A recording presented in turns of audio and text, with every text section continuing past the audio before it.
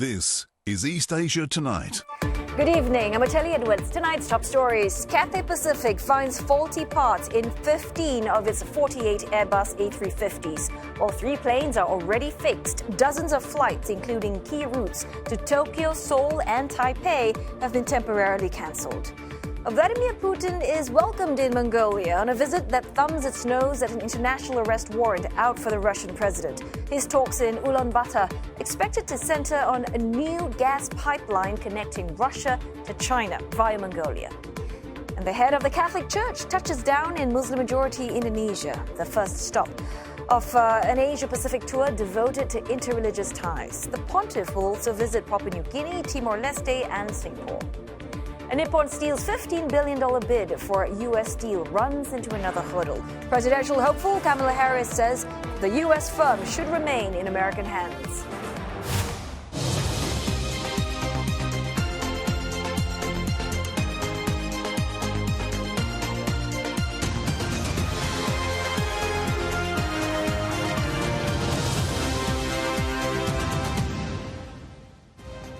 Ahead on East Asia Tonight, a centuries-old language spoken only on Jeju Island is under threat, with Standard Korean gradually eroding its place. We look at efforts to keep the fading language alive.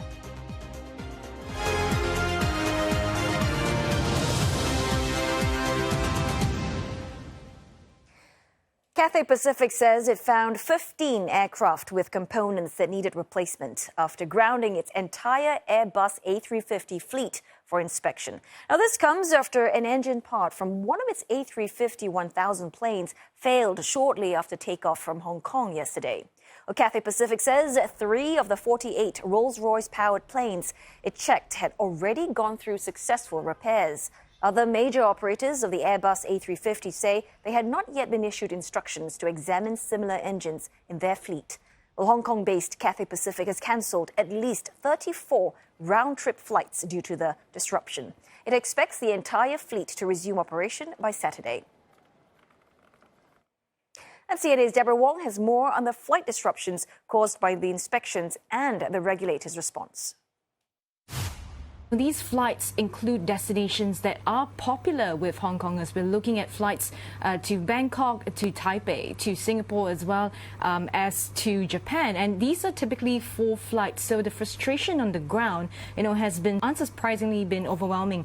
Passengers have taken to social media to complain about the adjustments to the travel schedule. We're also hearing from some people that the delay for one flight took at least 9 hours. Now, Cathay says it will be making alternative travel plans for passengers, and it also urged passengers to refer to updates on the website. Cathay Pacific said, all decisions that they've taken are made with the safety of passengers and staff. It's also identified a number of the same engine components in several of the aircraft that need to be replaced.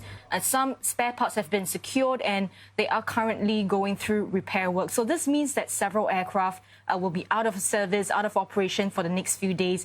And we heard from the vice chair of the aviation division of Hong Kong's Institution of Engineers this morning on local media, and he says that Cathay now needs to investigate if this incident is an isolated one or if it's a batch problem. And on the regulators' point, the Airport Authority and Civil Aviation Department, they both said that they will be maintaining close communication, close contact with Cathay Pacific in this moment. They've also repeated the call for passengers to watch for updates, and they're also studying to see whether any appropriate follow-up action will be taken to ensure aviation safety. Well, let's have a look now at how the share prices of all the companies involved performed in the aftermath of that grounding. Cathay Pacific shares ending the day about 0.6% lower.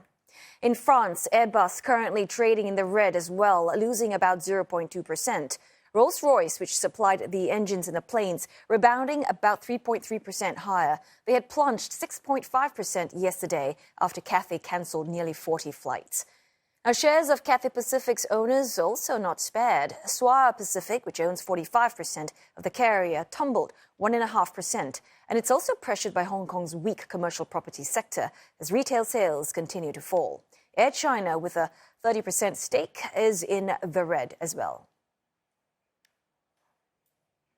Russian President Vladimir Putin has hailed relations with Mongolia, saying that it's among his priorities in Asia. Well, the Russian leader is in Ulaanbaatar for a state visit starting today. This is Mr. Putin's first visit to a member country of the International Criminal Court, or ICC, since the court issued a warrant for his arrest last year. Well, ICC members, including Mongolia, are bound to execute these warrants, but there is no enforcement mechanism. Ukraine has criticized the visit, and the EU has also expressed concern, putting Mongolia in a tough spot. The landlocked country is dependent on Russia for fuel and some of its electricity as well. Mongolia is also on the route of a planned new gas pipeline connecting Russia and China. Отношения с Монголией входят в число приоритетов нашей внешней политики в Азии и выведены на высокий уровень всеобъемлющего стратегического партнерства.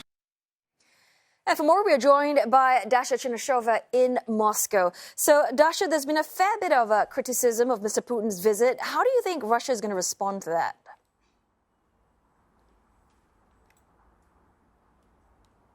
Well, first of all, the Kremlin has said that the Russian president is not afraid of the ICC warrants, and because of the good dialogue between Moscow and Ulaanbaatar, there should be no issues with regard to that. But very importantly, many analysts here in Russia stress that this is setting the precedent for other countries that are that are signatories to the Roman Statute of how things could actually be developing, and that the Russian president can travel to the country which is part of the ICC and not be arrested. But internationally, we understand that this is showing to the world that Russia has an important place when it comes to the economic ties with this region, and also when it comes to dealing with the countries that are not part of the Western Hemisphere. We're also hearing the analysts here saying that the visit is showing to the world that Russia can deepen its economic cooperation with other countries, even despite those numerous economic sanctions. The Russian president himself has said that the trade turnover is increasing, and Russia, we understand, is now the second largest importer to Mongolia. We're also hearing that Russia is willing to meet the needs of Mongolia when it comes to the energy supply. For that, the Russian president has said that at the beginning, Mongolia wanted to be the transit country for the Russian gas pipeline from Russia to China. But now Moscow says they could be looking into a completely different story and helping Mongolia get Russia's gas at the beneficiary prices so that the country can actually be developing its infrastructure as well as economy.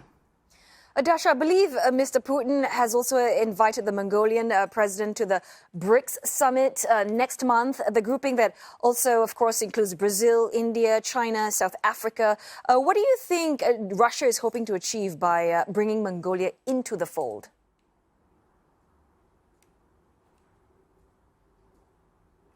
Well, we understand that Moscow does want to have the cooperation between the BRICS and the BRICS outreach countries, so that the scope of the BRICS countries is increasing, and therefore the role of the BRICS countries and the countries that are dealing with the BRICS is growing as well. Now, this year, Russia is holding the BRICS summit and it is holding the rotating chairmanship. But keep in mind that this is the first year when the group has seen already its expansion. It has expanded almost twice. We are hearing also that Russia will be willing to facilitate the economic cooperation among those BRICS countries as well as the countries of the BRICS outreach format, to which we understand that Russia has invited Mongolia. At this stage, we're also hearing that there will be other international leaders coming to Russia to the summit in Kazan. And this is once again showing that Russia is not isolated on the global stage, but it is also paving the way for the further discussions of the bilateral arrangements that we have seen discussed now in Ulaanbaatar. And now they could be further expanded between the profile ministries of Russia and Mongolia when the Mongolian president is in Russia. Well, thanks so very much for that update. Dasha Chinoshova in Moscow. In other news, Pope Francis has arrived in Indonesia, the first stop of his four-nation trip to the Asia-Pacific, where he is expected to push his message of peace amid ongoing wars and crises. Well, he's only the third pope to visit Indonesia. During his Asia tour, Pope Francis will also visit Papua New Guinea, Timor-Leste and Singapore over 11 days. Now, this is the Pope's longest and farthest journey of his papacy. He landed at the Soekarno-Hatta International Airport in Jakarta earlier today. Well, the chartered ITA Airways flight also carried his entourage and journalists following him on his trip. CNA's Leong Wai Kit was on the flight to Indonesia and has more on what the journey entailed. The Pope departed from Rome on an ITA Airways plane, which is the flag carrier of Italy. It was a 12.5-hour long flight, and for the most flight experience, it felt like any commercial flight experience. There was in-flight entertainment, there were food and meals served on board, but there are several special key features of a papal flight. For instance, it is customary for the Pope to send messages, prayers, greetings, blessings to the people and the country whose airspace his plane enters. And between Rome and Jakarta, those countries included Serbia, Turkey, Iran, and Malaysia. The second key feature of a papal flight is the interaction with the Pope himself. Shortly after takeoff, Pope Francis walked around the plane and met some 80 journalists, spending some 30 to 40 seconds each interacting with them, exchanging personal greetings, listening to them, as well as blessing their personal items such as rosaries. Buongiorno, buongiorno a tutti voi e vi ringrazio per venire in questo viaggio, vi ringrazio della compagnia, grazie tante. E poi ci rivedremo in questo volo così tanto lungo, credo che è il più lungo che io ho fatto. Sì, è il più lungo. Grazie. Now, the Pope appeared to be in good spirits, often seen listening, smiling, and laughing as he interacted with the passengers. Now, the Pope has also been suffering health concerns in recent years, including bronchitis and joint pain, and increasingly, he's depending on wheelchairs to move around.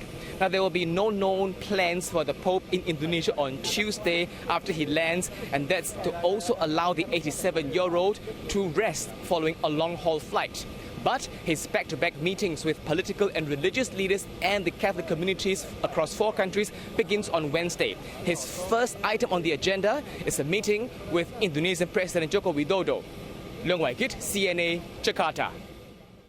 Well, CNA's Chatni Vadvani also looks at what the Pope's visit means for the country's multicultural people.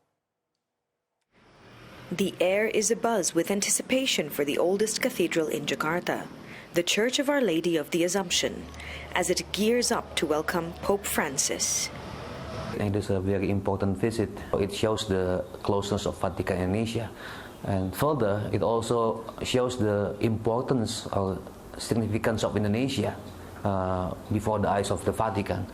Some have been moved to tears by the anticipation of his arrival. Merasa bahagia, senang, gembira, karena kita kan benar-benar pingin gitu ketemu dengan Bapak Paus. Kan kalau ke sana ke Eropa gini nanti butuh biaya, butuh waktu juga. Jadi kita sangat gembira gitu warga Indonesia, khususnya untuk umat Kristiani dan Katolik. Emosional happy. Karena dulu juga aku pernah ngerasain waktu Paus kedua ya. Waktu itu aku masih SMP dan ikut misa di GBK. This is one of 2 special chairs that have been made for Pope Francis by Indonesian students in Semarang, Central Java. The Javanese inscription on it indicates that it is an offering. Situated right across from the cathedral and separated by a narrow strip of street is Istiqlal Mosque, the largest mosque in Southeast Asia. Now I'm here at the cathedral. The 2 structures even have a tunnel connecting them and are often considered a testament to the moderate approach in this Muslim-majority country. It is no wonder then that the Pope will visit this iconic mosque, where he is scheduled to hold an interfaith meeting with representatives of Indonesia's 6 officially recognized religions: Islam, Buddhism, Confucianism, Hinduism, Catholicism, and Protestantism, and sign a joint declaration with the mosque's Grand Imam. Bagi kami ini satu kesempatan yang paling baik untuk memperkenalkan Indonesia, dan image dunia nanti pasti akan sangat berubah, bahwa Indonesia itu betul-betul negara yang menghargai tamunya, apapun dan siapapun tamu itu ya. Karena memang dalam agama Islam kami itu ada hadisnya kan, akrimud dhaif walau kana kafiran, hargailah, muliakanlah tamunya sekalipun tamu itu non-muslim. About 87% of the country's 280 million people are Muslims. However, it has the third largest Christian population in Asia, after the Philippines and China. Only 2.9% of the total population are Catholics. With over 80 million members, Nahdlatul Ulama is Indonesia's largest Islamic organization. Ulil Abshar Abdallah, chairman on its executive board who oversees interreligious relations, says the Pope's visit will be a breath of fresh air for all religious communities in Indonesia. Kami menganggap kunjungan ini sangat penting, meskipun ini kunjungan memang ya kunjungan yang simbolis ya. Tetapi simbol itu penting, karena ini kemudian akan menginspirasi, mengilhami umat di bawah untuk membangun hubungan yang terus toleran dan saling menghargai. Dan saya yakin kunjungan ini tidak sekedar kunjungan biasa, tapi kunjungan yang punya dampak yang real dalam kehidupan hubungan antar umat agama, terutama antara umat Islam dengan umat Katolik ya.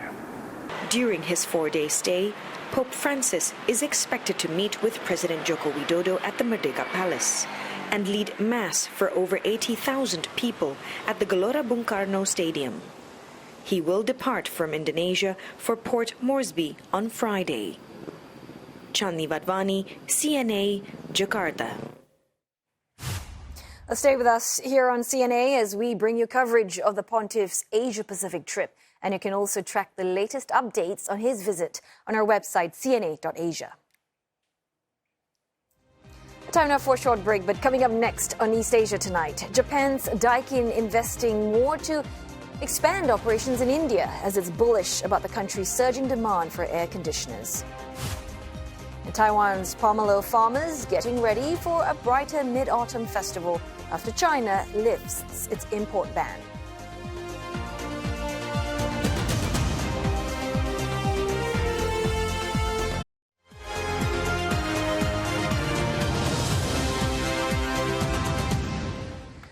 Glad to have your company on East Asia Tonight this Tuesday evening. Roland Lim is standing by with the very latest in business news. And Roland, what is it we're hearing about more U.S. politicians? They're wading in to oppose Nippon Steel's $15 billion bid for U.S. Steel? Yes, and it's coming from the Democrats' presidential nominee, no less.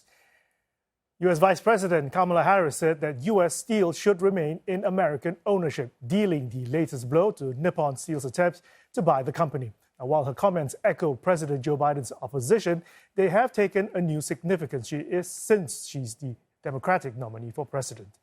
Now, during a visit to Pittsburgh, the city where U.S. Steel is headquartered, Ms. Harris said that it's vital for the country to keep strong American steel companies. She was there to court blue-collared union votes. The Republican nominee for the White House, Donald Trump, has also vowed to block Nippon Steel's $15 billion bid. Now, U.S. Steel said it remains committed to the deal. Last week, the Japanese firm said it planned to spend at least another $1.3 billion on U.S. steel plants if the deal were approved. And that would be on top of the $1.4 billion investment it had already announced. Daikin Industries, the world's biggest air conditioner manufacturer, is expanding its operations in India to meet surging demand as temperatures rise to record levels. Daikin sold 700,000 units in India for the first quarter of 2024, marking a 40% year-on-year increase. The company expects to double its sales in India by 2025 compared to 2021 levels. Additionally, Daikin is enhancing its production to meet export targets to 100 countries throughout Africa, the Middle East, and South America by 2026. It also plans to expand its commercial refrigeration business to capitalize on rising demand for frozen food, expecting that business to grow about $119 million a year by 2030. Now, Daikin has signed an agreement to acquire an additional 33 acres for a new plant in southern India, further expanding its manufacturing footprint. The company is optimistic about adding to its 3 existing plants, anticipating India's residential air conditioning market to triple to 30 million units by 2030. According to the International Energy Agency, India is one of the fastest growing markets for air conditioners. It's set to surpass the US to become the second biggest market behind China by 2036. Now, China has announced plans to initiate an anti-dumping investigation into imports of canola oil and some chemical products from Canada. The probe is an apparent retaliation to Canada's imposition of 100% tariffs on Chinese electric vehicles and 25% tariffs on steel and aluminium. Now, China's Ministry of Commerce strongly condemned these as discriminatory restrictive measures. Now, China will investigate the potential dumping of Canadian canola, claiming a 170% year-on-year increase in volume and a continuous decline in prices. The announcement led to a 5.5% jump in China's rapeseed meal futures, which hit a one-month high. China will also launch a similar probe into Canadian chemical products. Now, it also intends to involve the World Trade Organization in resolving the dispute. Canada is, of course, the leading global exporter of canola. That's a key ingredient in food production and biofuel. Meanwhile, China stands as the biggest buyer of oil seeds worldwide. The escalating tensions between both countries could significantly impact their agricultural sectors. A brighter Mid-Autumn festival this year for Taiwan's pomelo farmers. Now, China has lifted a ban on the imports of the citrus fruit from Taiwan with immediate effect. The relaxation comes 2 weeks before the holidays, during which the fruit is typically consumed.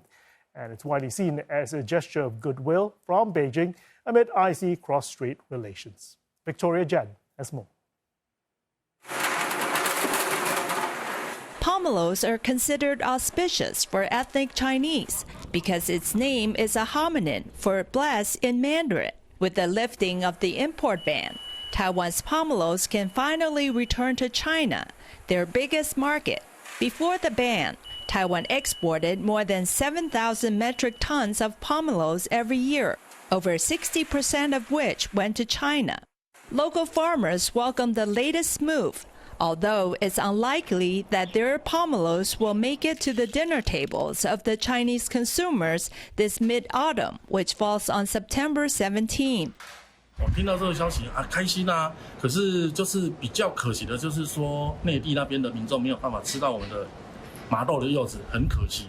China announced the pomelo ban in August 2022, citing biosecurity and public health concerns, hours after then U.S. House Speaker Nancy Pelosi's visit to Taiwan. And before that, other fruits like pineapples and other fishery products were already on China's ban list. In recent years, Taiwan has ramped up efforts to find new markets for these products, but shipments still fall far short of previous levels. So far this year, Taiwan shipped just about 1,500 metric tons of pomelos to overseas markets, primarily to Singapore, Hong Kong, and Canada. Victoria Jen, CNA, Taipei. East Asian markets are mostly lower, investors bracing themselves for high-stakes U.S. jobs report later this week, while data from China revive concerns about its growth. Checking in on the broader markets, the Hang Seng Index dragged down lower by property counter. Shares of Hong Kong's big developers remain under selling pressure amid a property downturn. In Shanghai, it is in the red by 0.29%, banking stocks weighing on sentiment there. The tech-laden Shenzhen component, the second bourse, is bucking the trend, ending nearly 1.2% higher. Elsewhere in East Asia, South Korean markets closing lower, erasing earlier gains as chip and auto stocks fell on worries of slowing demand. The Korean won, as we can see, is slightly losing ground against the $1,341 to $1. Japan's Nikkei 225 also edged lower as a firmer yen weighed on sentiment. And you're up to date with the business news. Back to you, Otelli. Thanks very much, Roland. Well, time now for another break. But coming up next on East Asia Tonight, an old muse for views. Jeju's language, which has spanned centuries, may just be prevented from dying out by going viral. And a potential crisis for a South Korean staple. We look at why climate change has some makers worried about having to skimp on kimchi.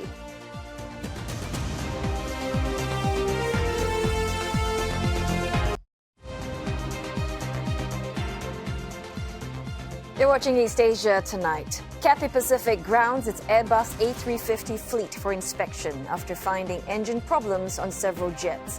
Dozens of flights have been cancelled, including key routes to Tokyo, Seoul, and Taipei.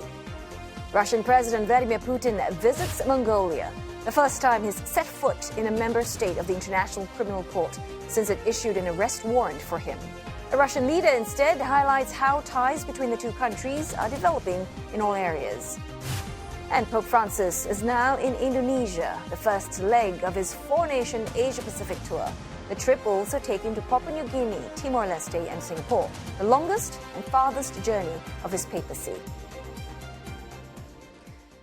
South Korea's largest island of Jeju is trying to reverse the decline of its language, Jeju-eo. Once an inseparable part of the island's identity, the language is now threatened with extinction, replaced by the use of Standard Korean. Well, CNA's Lim Yun-suk with this report from Jeju. The volcanic island of Jeju is located nearly 500 kilometers south of Seoul. Because of its isolation, it developed its own traditions, distinct from the rest of Korea. Like the Haenyeo, or sea women. They harvest seafood, diving as steep as 30 meters without scuba gear. The first records of the Haenyeo date back to the 17th century. Then, many men died at sea, and women took over as breadwinners.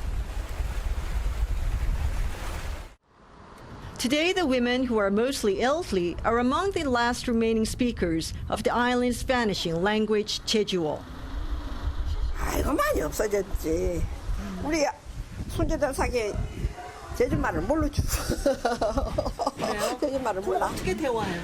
그래도 알아듣긴 해. 잘 수준은 아니어도 다 알아들어. 할머니들 하는 거.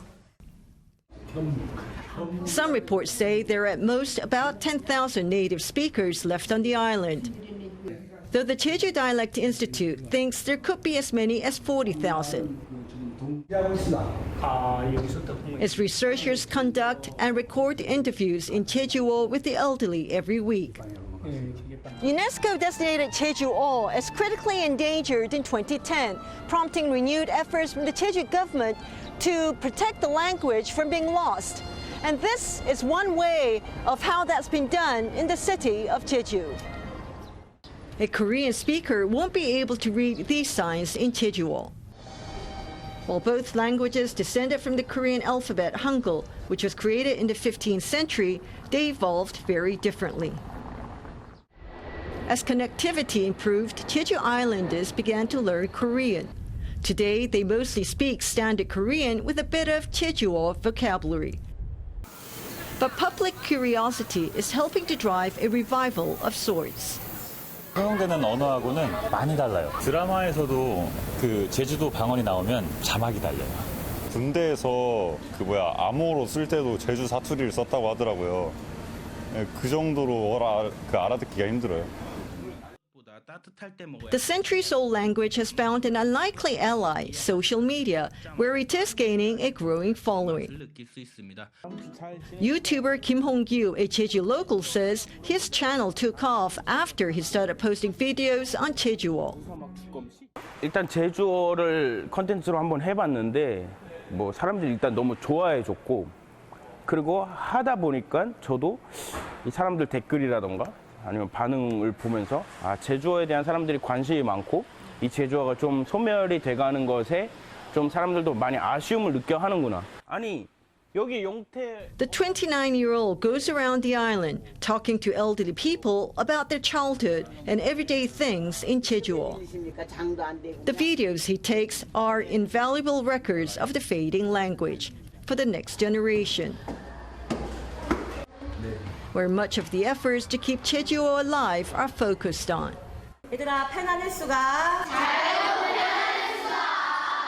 Elementary schools on the island have to teach Jeju language and culture for at least 11 hours a year, under requirements put in place this year.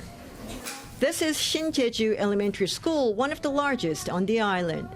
It was selected as a model for Jeju language education this year. The school incorporates Jeju-eo into regular classes, games, and other activities, rather than adding special language classes. 제주어 교과만 따로 이렇게 분리해서 하다 보면 애들이 제주어에 대해서 실증을 느끼기도 하고 또 다른 부담감으로 작용을 하게 돼서 교과와 창의적 체험 활동과 함께 그리고 동아리 활동 이런 데서 애들이 자연스럽게 제주어를 익힐 수 있도록 하는 것이 바람직하다고 생각을 합니다. For the people of Jeju, their language is a source of pride. 필요하죠. 당연히 필요하죠. 제주를 살리기 위해서. 왜냐하면 제주 방언이 없으면 제주도에 의미가 없잖아요. But Jeju's heyday is likely to be over.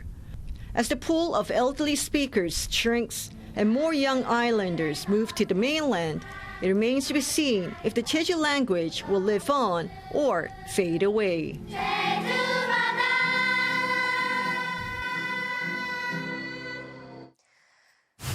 To help us better understand what Jeju-eo is all about, let's bring in CNA's Lim Yun-suk in Seoul.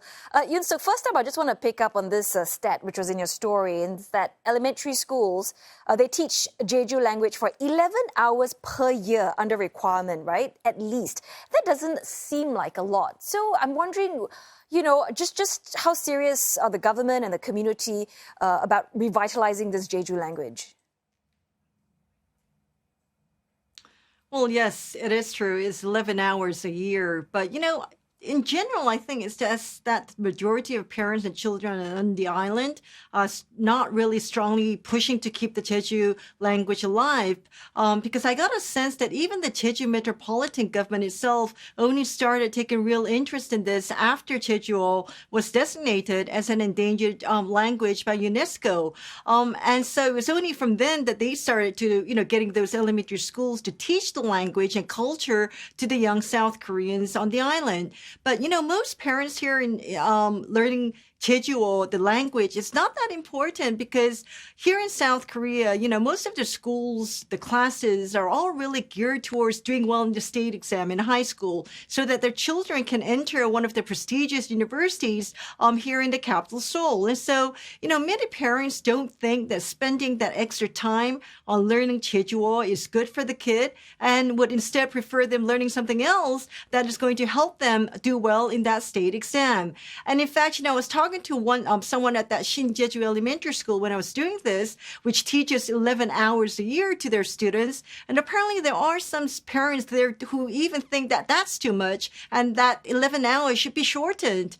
And so also another interesting fact is that Jeju-eo, even if it's not the native Jeju language, it has that different accent dialect to the standard Korean spoken here in Seoul. And so many Korean parents would prefer that their children speak standard Korean instead of Jeju-eo because the children could face discrimination or, be seen as, a country girl or a country boy and not the city girl. And I'm not just talking about Jeju Islanders, but most people here who speak with a different dialect from, say, other provinces, they also share the same sentiment. Like, for example, people from the south in Daegu City in North Gyeongsang Province, the first thing that many of them do, and so do the Jeju Islanders when they come here to Seoul, is to try and pick up the standard Korean as quickly as they can and get rid of the dialect, they grew up speaking in their hometown so that nobody will catch the fact that they're out from somewhere else and not here in the capital, Seoul. So you mentioned that if, people are heard speaking Jeju-eo, for instance, they might face some kind of discrimination. And yet, we've seen the videos as well going viral, of these guys speaking Jeju-eo. So then to what extent do you think is public curiosity in the Jeju culture actually perhaps giving a boost to the younger generation? Do you think that's going to change? Well, the discrimination I talked about are people who used to live in Jeju Island, but they decided to migrate to the capital, Seoul. And so they've decided since they're going to be living here, they might as well try and, pick up the standard Korean. But as we saw in that story, there is a growing interest in Jeju culture, the language, especially among the young people there. And that's why you saw that YouTuber, Kim Hong-gyu, he changed his YouTube content to everything related to Jeju Island. And he was saying that, there's really nothing special about what he does, but Koreans have become fascinated by the interviews that he does with the people there, especially the elder Koreans who have been living there for decades, because they're just really talking about everyday things, what they did when they were young or how they celebrated traditional holidays. And, you know, because Jeju has its own unique ways of how they did that. Also, he introduces Jeju food, also recommended, you know, where to go and when in Jeju, because Jeju Island is a well-known tourist destination for Koreans. And so people go there very often, but they only start to realize now that there is more to this Jeju language and the culture than they had known before. And so there is this interest growing to learn more. But, you know, I don't think it is to the extent that can help revive the Jeju language and its culture and get more people wanting to speak the language. That's quite a shame. What about the older folks, though? I mean, are they pushing hard to pass on the language and culture so it doesn't die off? I don't really think so. I mean, there are adults, say, putting up theater performances, speaking the Jeju language and trying to get more people to be interested in this. Or you do have adults reading more of the children's books to their grandchildren, hoping that they can raise some kind of interest. But overall, I think the Jeju elderly people I spoke to in Jeju were saying that their grandchildren don't even speak Jeju-eo, although they might understand it a bit. And so the elderly generation will have to start speaking to them with some of the standard Korean and not be able to use the native Jeju-eo, because then they wouldn't be able to communicate even with their grandchildren. Oh, well, many thanks for that story and that report. CNA's Lim Yun-suk speaking to us live from Seoul. Now, an iconic side dish of fermented and salted vegetables is another South Korean staple that's apparently also at risk. Changing weather patterns are making it harder to produce a key ingredient locally, potentially impacting what's needed to keep many diners happy. This is kimchi, a dish that Korean people eat almost every day. Rising temperatures owing to climate change have reduced the prime cabbage growing regions in the country, the main ingredient for kimchi. The cabbage thrives in colder temperatures, and Gangwon province, east of capital Seoul, used to be the perfect place to grow them, thanks to its cool, high-altitude climate. Take it from this seasoned farmer who has been cultivating kimchi cabbage in the highlands for more than 50 years. 기후에 대한 위기가 닥쳐오고 있구나 하는 것은 조금 피부로 느끼고 있습니다. 그게 이제 대표적으로 뭐 여러 가지가 있겠지만은 지금 내봉산 태백 같은 경우에는 우리나라의 고랭이 배추의 원조라고도 볼 수 있는 곳이에요. 그런데 그쪽은 이미 이제 토양병이라든가 각종 뭐 바이러스 이런 걸로 인해 가지고 재배 면적이 반토막이 났습니다. The Rural Development Administration, a state farming think tank, says if climate change progresses at speeds like what the region is experiencing now, there'll be no kimchi cabbage grown in the Gangwon province by the year 2090. The country's renowned kimchi makers are already worried that higher production costs will affect their livelihoods. 걱정. 그러니까 미리 그러니까 기상청 예보로 우리는 다 창고에 넣어놨죠, 봄배추를. 근데 배추값은 비쌀 거라는 생각은 했어요. 이 기후 조건에서는 배추가 비쌀 수밖에 없거든요. 우리 조상 대대로 먹어왔던 김치마저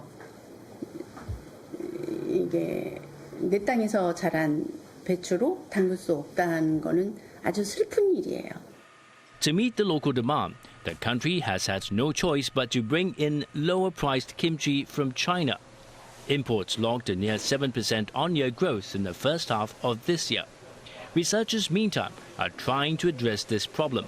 The country's Rural Development Administration is coming up with watering methods that could help farmers lower temperatures in their farmlands and developing cabbage varieties that can thrive in higher heat. Consumers are on board. 김치 생각하면 배추김치 많이 생각하게 되는데 그게 없어지면 매우 아쉬울 것 같고요. 그 외에도 배추로 할 수 있는 여러 음식들이 한국에는 많거든요. 그래서 그런 부분에서 좀 아쉬울 것 같고요. 일단은 기후 변화에 대해서나 아니면 이상 기후나 이런 거에 관심을 가지는 게 제일 먼저라고 생각하고요. Coming up next on East Asia Tonight, we'll bring you more coverage of the exclusive, wide-ranging conversation we had with the UN chief, Antonio Guterres, including on the topic of climate change.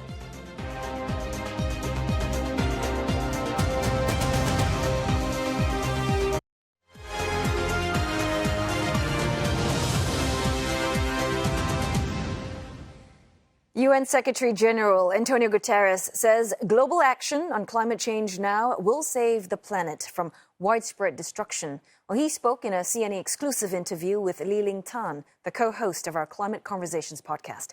And she asked him about the record-breaking temperatures and extreme weather experienced in recent years in Southeast Asia. I'm terribly worried, but we need to avoid that situation. We need to make sure that temperatures do not rise more than 1.5 degrees until the end of the century in relation to historic values. And that means that we need to reverse the present trends in which emissions are still growing. And we need to ask countries, especially the G20 countries, the great polluters, 80% of the greenhouse gases come from the G20. One must take the G20 countries, developed countries, emerging economies, that it's time to start drastically reducing the emissions. It's time to start the process to phase out fossil fuels. And it's time to understand that we need to rescue our planet, and that the only way to rescue our planet is exactly to avoid the things that you are describing. If temperatures rise 2, 3, 4 degrees, we will witness the destruction of large parts of human life conditions in different areas of the world. You're in the midst of your Asia trip now, and you've already visited Samoa and Tonga.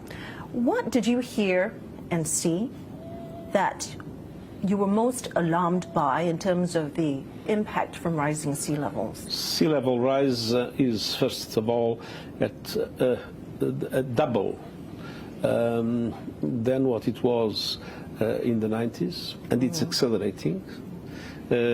I think the rate of increase is unprecedented in the last 3,000 years.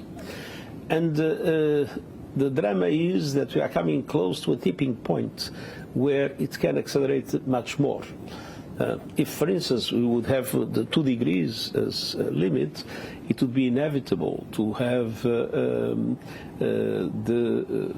long-term melting of Greenland and the long-term melting of West Antarctica, but an immediate acceleration of the melting of these 2 gigantic ice masses, which would mean a dramatic acceleration of the rise of the sea level. And the consequences for coastal areas would be devastating. Devastating for the Pacific Islands, where I was, but devastating for many of the big cities in the world. The majority of the population of the world is by the sea. Cities like Shanghai, Lagos, Bangkok, even New York. Yeah. All these cities are threatened if we do not avoid those tipping points, and if we do not avoid a dramatic acceleration of sea level rise in the next few years and decades. Now, in Tonga, you issued a global SOS on the rising sea levels in the Pacific. Who do you hope will answer your call, or who should answer your SOS? The big emitters, as I said, those that are dramatically impacting on climate. The fossil fuel companies, many of them, but above all, the countries themselves that need to have plans and projects to reduce emissions, to put a price on carbon, to, as I said, have plans to phase out fossil fuels, to avoid deforestation, to guarantee an adequate use of land. There are so many things to decarbonize the industry, the transportation, many other sectors. I mean, everything that needs to be done in order to make sure that we stop the present growth of emissions and we drastically reverse it. Right, but this message that it's time to phase out fossil fuels, it's time to take more climate action, it's not new. And you've used some pretty dramatic language to try and galvanize deeper climate action, right? You said that we need an exit ramp off the highway to climate hell. You said we've gone from global warming to global boiling. Have any of these warnings garnered the kind of real change that you want? Well, we are seeing a lot of changes. We are seeing not enough change, but we are seeing a lot of changes. Look at the huge increase in renewable energy that we are witnessing, the biggest increase ever in any form of energy, especially the production of electricity. Look at electric cars. I mean, in China now, 1 in each 2 electric cars that are sold, 1 of each 2 cars that are sold is electric. Look how science is evolving so quickly. So the question is not the instruments available, science available, the question is political will. The only thing we need is the political will that is needed to use the instruments we already have to make sure that we reverse the present trend, to use those expressions that you mentioned, that would lead to hell on earth. Now, I want to ask you a question about the Association of Southeast Asian Nations. You have called on ASEAN to help end the global climate gridlock, saying it's its moral authority to do so. What did you mean by that, especially given how this region faces its own climate changes and its own challenges in decarbonizing? This is one of the areas that will be more dramatically impacted by climate change. Yes. And it's not an area that is contributing decisively to climate change. So as an area that is suffering more than many others because of the impacts of climate change, and will suffer even more if things go on as they are, this region has a huge moral authority to tell the polluters, stop.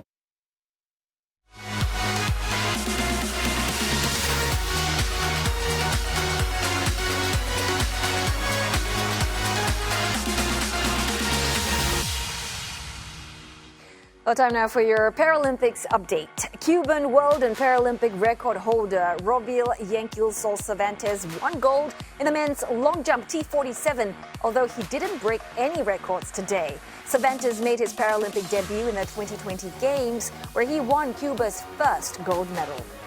A Brazilian Yeltsin Jacques won gold in the men's 1.5-kilometer T11 and broke his own world record, clocking 3 minutes 55 seconds.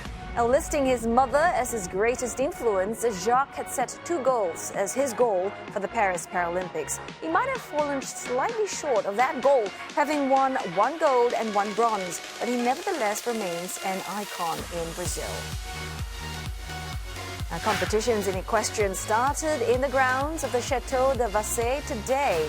In the individual event, Grade 3 American Rebecca Hart came in first with a score of 77.9. And unlike the Olympic Games, which feature 3 equestrian disciplines, the Paralympics focus only on dressage. Hart and a 16-year-old horse, Florentina, scored at most 81 and at least 74.8 across the track. Well, the accounting and business graduate is looking to convert her bronze from the 2020 Games into gold. Hart and the other 7 highest-ranked athletes from the individual event will now progress on the individual freestyle event. A series of competitions in the pool. Ukrainian Uriel Shanher came in first in the men's 100-meter backstroke S7 heat number 1 in 1 minute and 9.32 seconds. The Poltava National Technical University graduate beat Russia's Alexei Genuk, competing as a neutral Paralympic athlete. And in the men's 100-meter backstroke S9 first heat, home country hero Hugo Didier came in first with 1 minute 2.89 seconds to go. Despite being born with club feet and a weakness in both legs, Didier is a highly decorated athlete, and this result brings him closer to adding another medal to his collection.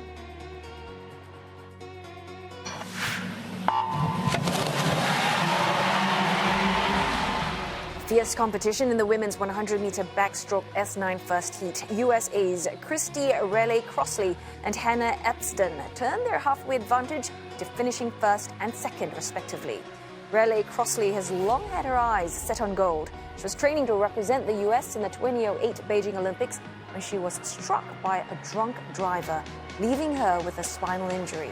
A year later, she was hit by a car as a pedestrian, which caused a brain tumor. After all their injuries, surgeries, and so many years, she's finally making her Paralympics debut. A finish of 1 minute 10 seconds 28 qualifies her for the final and brings her one step closer to achieving what's been a 16-year-long dream.